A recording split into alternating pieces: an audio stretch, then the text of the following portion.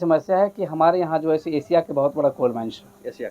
Asia का सबसे संघमित्रा मगध है, आम्रपाली वगैरह, लेकिन वहाँ पर आए दिन हर एक दिन छोड़ कर के किसी न किसी गरीब मजदूर, शोषित मजदूर को जो रास्ता में जाते वक्त कब किसका मौत हो जाएगा ये कह पाना बड़ा मुश्किल है। मजदूर लेडीज को मार दिया जिसका एकमात्र बच्ची है, आप जाकर देख सकते हैं, उसका कोई सहारा नहीं है। और वो बच्ची के मर गया, लेकिन उसको माननीय महोदय के घर से जो है मान लो 500 मीटर की दूरी पर घटना हुआ, और वो माननीय किशुन दास जी नहीं देखने आए, वो जो है सो वो नाच रहे थे जाकर मिले।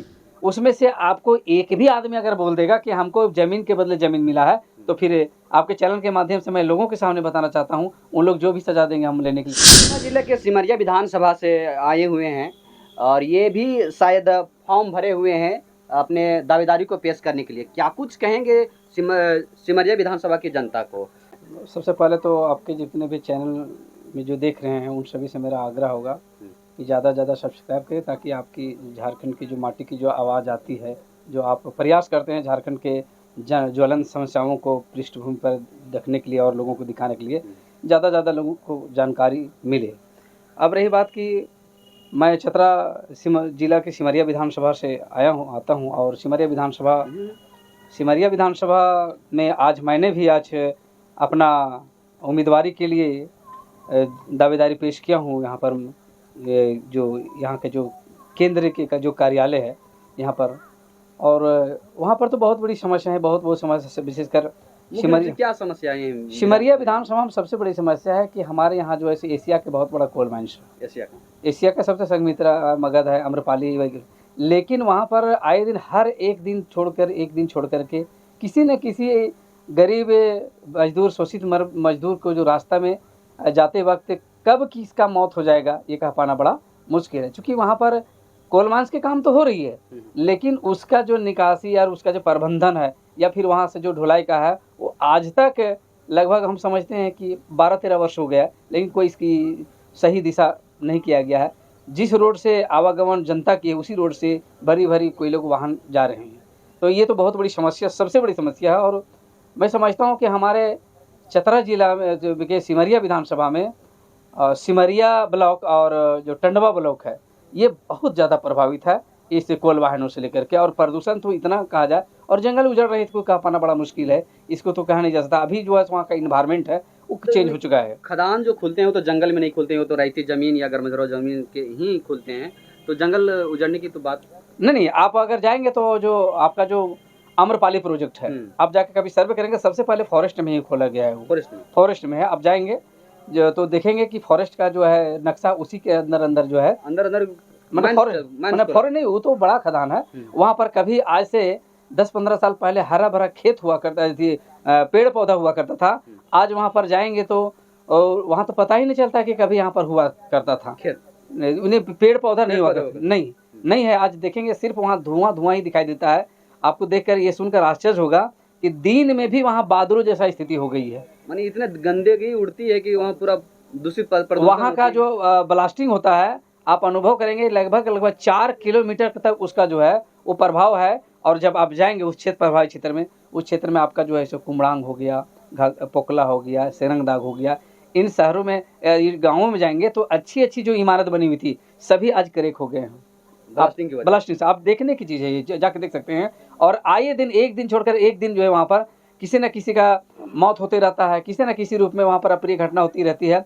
और वहाँ पर धरना प्रदर्शन अगर किसी को किया जाता है तो वहाँ के जितने भी आंदोलनकारी लोग हैं सबके ऊपर FIR करके और जो है सो पुलिसिया बर्बरता के लेकर के सबको अंदर कर दिया जाता है। इतनी स्थिति खराब हो गई है वहाँ पर। अपने हक के लिए भी कोई मगध आम्रपाली में आवाज़ नहीं उठा सकता है। और मनमाने तरीके से ज़मीन अगर लेना है तो मनमाने तरीके से ले जाए। मेरा कहने का मतलब ये है, ज़मीन हमारी है तो कम से कम हमसे वार्ता है, ठीक है भैया आप ले लो। तो वहाँ पर जो है सो उद्योग नीति जो है, आप विस्थापन नीति है, जहाँ भी खनन होती है वहाँ तो CSR नीति के तहत दिया जाता है। इधर आइए ना भाई, कहाँ नहीं इधर सामने से लीजिए ना, वो सामने वाला चीज़ है ना।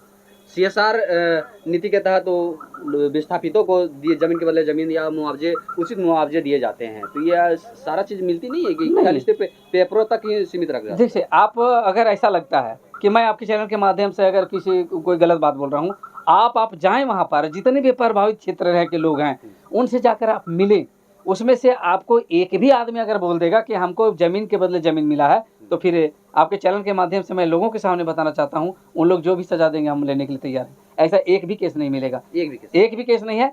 आप जो है सो मनमानी तरीके से ज़मीन ले लिया जाता है, आपको मनमानी तरीके से पैसा लिया जाता है। उसमें भी ऐसी स्थिति हो गई है कि आपको अगर पैसा लेना है मुआवजा, तो फिर कई दलाल बिचौलियों को पकड़ना पड़ेगा और आधा से अधिक तो बिचौलिए के अंदर से पैसा खत्म हो जाता है। ये वहाँ के दर्द है। अब आप जाके आपने कभी सर्वे करके देखिए चीज़ को।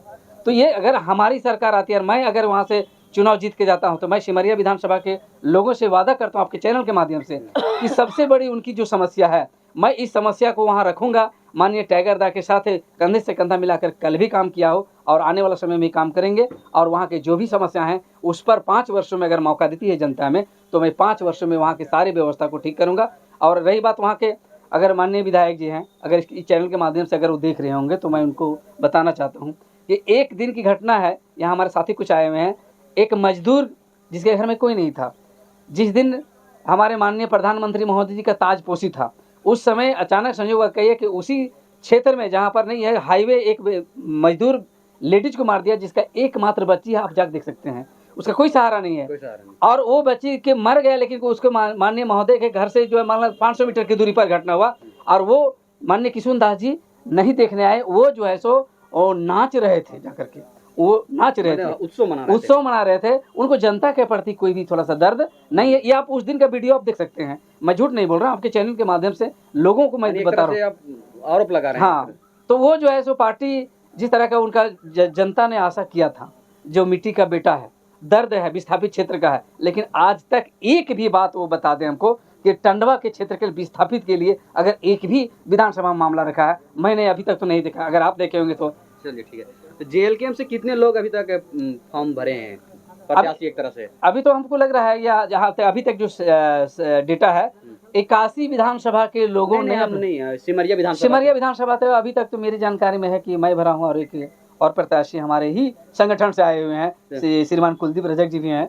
एक समय था दोनों साथे घूमते थे, क्या लगता है कि उनको मिल जाएगा तो आपके दोस्ती में दरार नहीं होगी? नहीं, ये बात नहीं है। हमारी पार्टी और विचारधारा से हमारे झारखंड की माटी बहुत बड़ी चीज़ है। अभी हमें ये त्याग की जरूरत, अगर कुलदीप जी को टिकट मिल जाती है तो मुझे कोई एतराज़ नहीं है।